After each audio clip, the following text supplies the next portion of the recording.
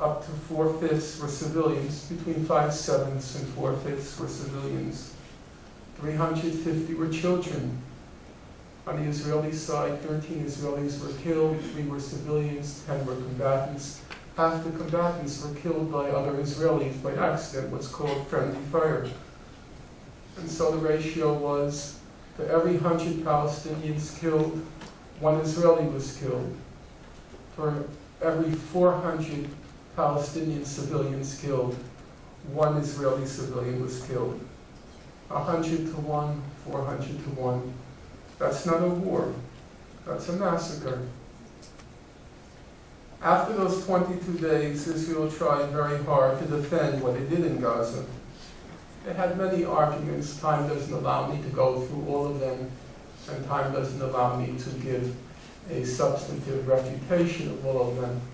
So I'll just turn to the argument which is best known and has been most widely publicized, namely Israel's claim that what happened in Gaza, it was fundamentally a result of the fact that Israel had to face Hamas' use of human shields. That Hamas had shielded itself, hidden behind Palestinian civilians. And that many Palestinian civilians had died needlessly. It wasn't Israel's fault. It's because Hamas was using them as human shields, in effect forcing Israel to kill the Palestinians. So how many of you here in the room are familiar with the Israeli claim that the Hamas was making extensive use of human shields? Raise your hand. Okay, raise your hand up high so I can see. Good. You know, you'd have to be suffering from a significant brain disability or excessive consumption of mind-altering drugs not to be familiar with that claim. Well, all the human rights organizations, and there were many to which I'll return presently, they all investigated that claim. In fact, they very closely investigated that claim that Hamas was involved in human shielding. So let's take the best-known example, or the best-known human rights organization, Amnesty International, the Nobel laureates for peace. They did an exhaustive study of what happened in Gaza, and now I'll quote you what they have to say. Contrary to repeated allegations by Israeli officials of the use of human shields, Amnesty International found no evidence that Hamas or other Palestinian fighters directed the movement of civilians to shield military objectives from attacks. Amnesty International found no evidence that Hamas or other armed groups forced residents to stay in or around buildings used by fighters. Amnesty International found no evidence that fighters prevented residents from leaving buildings or areas which had been commandeered by militants. In a word, it never happened. Now here's the interesting question. Nearly everyone in this room raised their hand when I asked, are you familiar with the Israeli allegation? Now speaking honestly and candidly, how many people in this room are aware that every human rights organization which investigated the claim reached the same conclusion? There's no evidence that Hamas was engaged in human shielding. Raise your hand. Well, look around you. That tells you something about the huge gulf that separates how the media report what happens in that part of the world from what really happens in that part of the world. Even if it were true that Hamas had engaged in human shielding, it still couldn't explain the death in Gaza. Why? Well, let's turn to Amnesty International.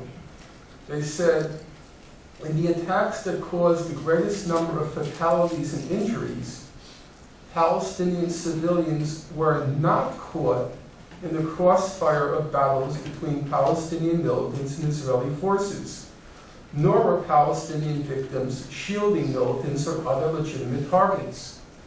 So how did those Palestinians die? How did those 1,400 Palestinians perish? Well, Amnesty says, many were killed when their homes were bombed while they slept.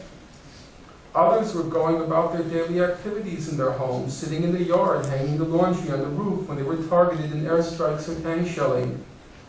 How did the children die? How did 358 Palestinian children die? Amnesty says the children they were studying or playing in their bedrooms or on the roof or outside their homes when they were struck by missiles or tank shells. Now, it's emphatically not true that there was no human shielding in Gaza. In fact, it's extensively documented there was a lot of human shielding in Gaza. Human shielding by Israel, using Palestinians as human shields. All the investigative bodies, of which there were many, and I'll return to that in a moment, they all concluded that Israel committed multiple war crimes and possibly or definitely crimes against humanity in Gaza. They also concluded that Hamas committed comparable crimes, but on an incomparably smaller scale. After all, how many crimes can ants commit against a child incinerating them with a magnifying glass?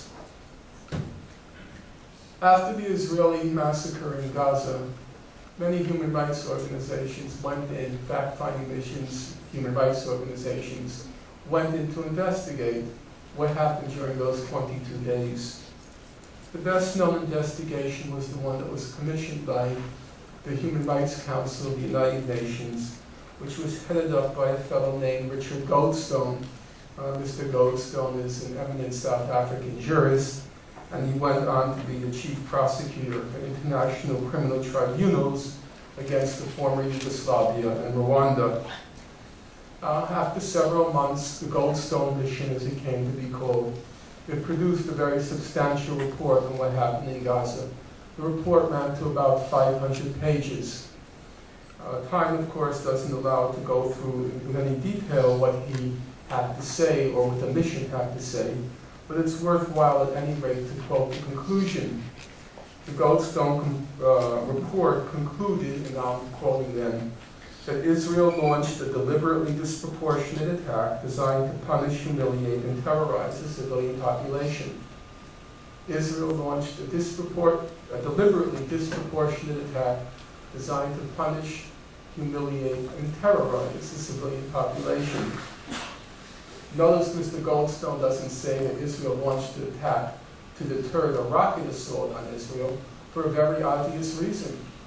It was the Israeli breaking of the ceasefire that triggered the rocket attack. If Israel didn't want rockets and mortars flying into Israel, it wouldn't have broken the ceasefire.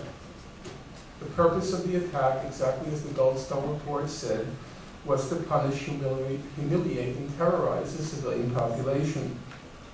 But then again, maybe it was just some rotten apples in the Israeli army, some soldiers who went berserk, some soldiers who went awry. The Goldstone report said that's not really possible. It concluded, now I'm quoting it, the systematic and deliberate nature of the activities lead the mission, and no doubt the responsibility lies in the first place with those who designed, planned, ordered, and oversaw the operations. It wasn't the soldiers who were ultimately culpable. It was Israel's political and military leadership, which planned, ordered, and oversaw the massacre in Gaza. Afterwards, some people said, well, these are rather extreme conclusions. Maybe the Goldstone report went a little at excessive length in its indictment of Israel. But the fact of the matter is, the Goldstone mission couldn't have concluded anything else because of the statements of the Israeli government before, during, and after the attack. The Israelis were hardly shy about their intentions and what they did actually do after they launched the attack. They were actually quite bold. So before the attack, the head of Israel's northern command, he said, "We will yield disproportionate power against every village from which shots are fired in Israel. We will cause immense damage and destruction." The former head of Israel's National Security Council, he said before the attack, "The next war will lead to intense suffering among the enemy population, the destruction of homes and infrastructure, the suffering of hundreds of thousands of people."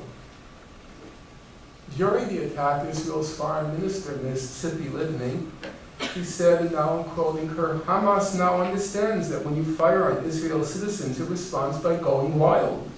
And that is a good thing." After the attack, the day after, Ms. Livni went on Israel's Channel 10 News, and she said, quote, Israel demonstrated real hooliganism during